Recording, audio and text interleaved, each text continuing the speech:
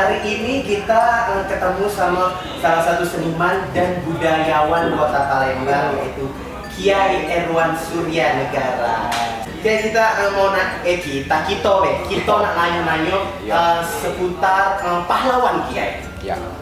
Kenapa 10 November diperingati sebagai Hari Pahlawan? Ya. 10 November itu di Surabaya terjadi perlawanan perebutan mempertahankan kemerdekaan Indonesia dengan ditandai menurunkan, menyobetkan bendera Belanda yang 3 warna menjadi merah putih.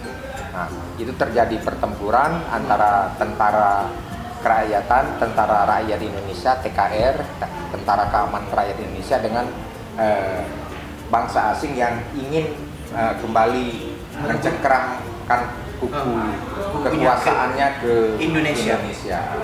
Terjadilah perlawanan dan akhirnya itu dapat digagalkan dengan bendera 3 warna itu merah, putih, biru, disobek birunya tinggal merah putih. Zaman sekarang ini yang layak dikatakan pahlawan itu seperti apa ya?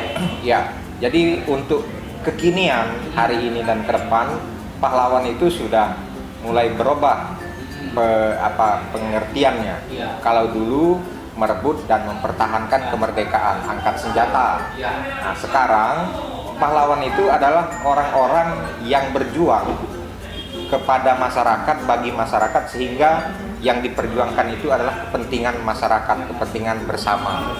Itulah pejuang juga namanya, pahlawan juga. Seperti bapak-bapak petani, bapak-bapak buruh, bapak-bapak tukang beca yang memberi pelayanan kepada masyarakat.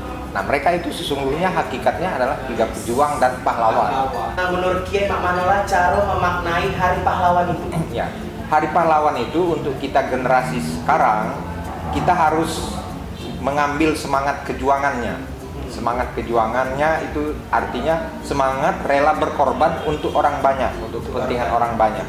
Itulah yang dapat kita petik hikmahnya dari Hari Pahlawan itu. Jadi generasi muda sekarang itu harus punya jiwa yang sama dengan mereka, jiwa kejuangan untuk berkorban demi kepentingan orang banyak, demi masyarakat, demi negara dan bangsa. Itulah makna hakikat dari kepahlawanan.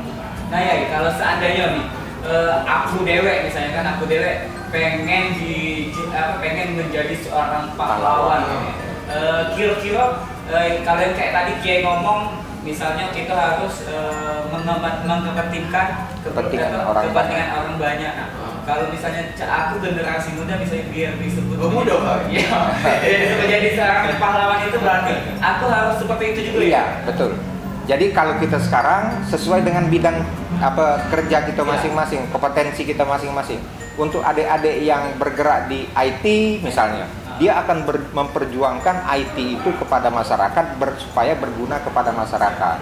Adik-adik generasi muda yang olahraga hobinya, dia akan mempersembahkan prestasi-prestasi untuk mengharumkan bangsa. Artinya itu juga untuk kepentingan orang banyak. Seperti itu. Siapa lah ya? Kita ini kan banyak tidak tahu ya. Di mana-mana ada makam pahlawan, ada taman makam pahlawan. Kira-kira banyak caknya pahlawan-pahlawan yang ada di Palembang ini. Ya. Siapa lah itu ya? Ya, khususnya untuk Palembang atau Sumatera Selatan, itu yang menonjol itu pahlawan-pahlawan pergerakan kemerdekaan. Di antaranya seperti Bapak Bambang Utoyo, itu kan banyak dikenal masyarakat. Bapak Akagani. Pak Akagani itu juga seorang pahlawan bagi Sumatera Selatan dan Palembang khususnya.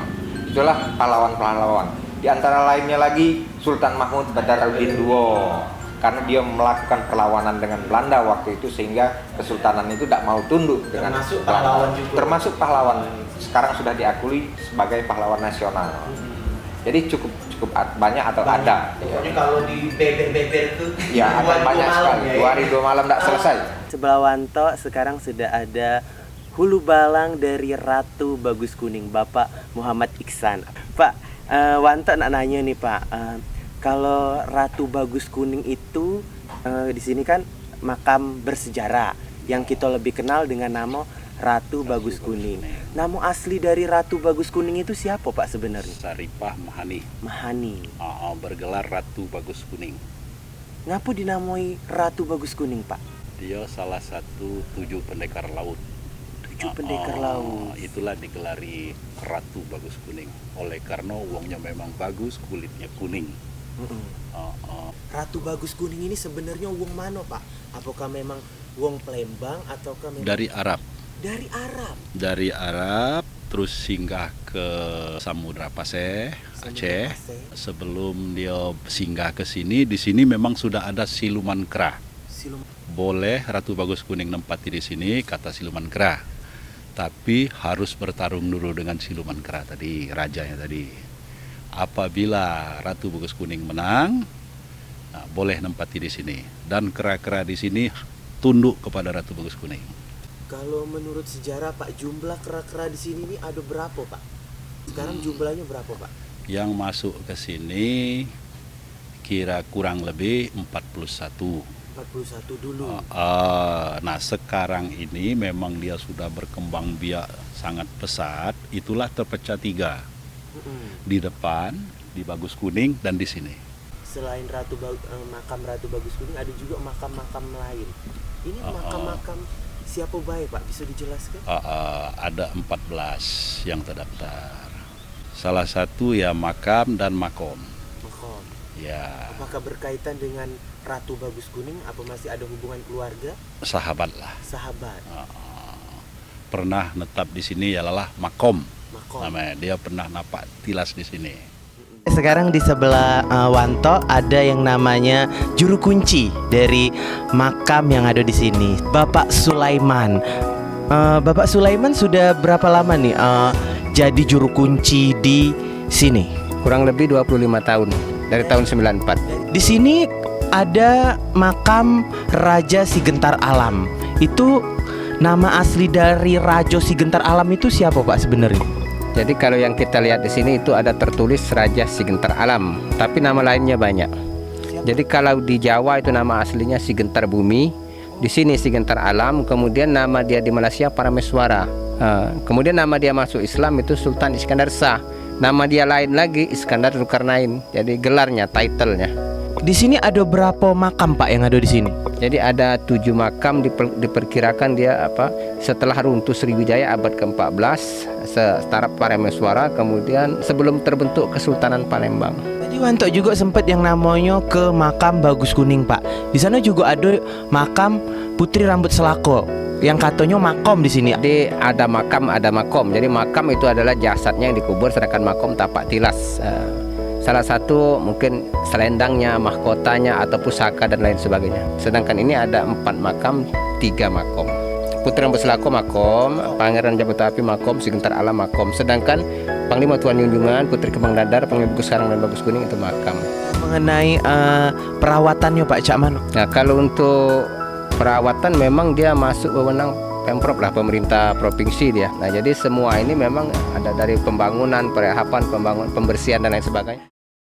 Nah, Mang Cek Bice ada gawe buat kalian. Ini program baru yang ada di Indosiar Sumatera Selatan. Jadi pokoknya ini produksi Bintang Production. Kalian harus nonton. Nonton? Sudah tuh nonton apa lagi? Harus nonton ya. Kita ado gawe di sini, Hulu Kilir. Jadi kita akan keliling-keliling. Ada gawe dia. Ado gawe pokoknya. Pokoknya wong Palembang kalau ditanya pasti ada gawe. Kita kaki keliling-keliling ya. Kemana, Be? Kemana, Be? Ke luar negeri. Ke Kuning juga lagi. Ke tempat Mangsam, lagi ke Lahad, tempat Mang ke Tanjung Eri, Seri, di pokoknya. Sundari. Ayo, kata gawe.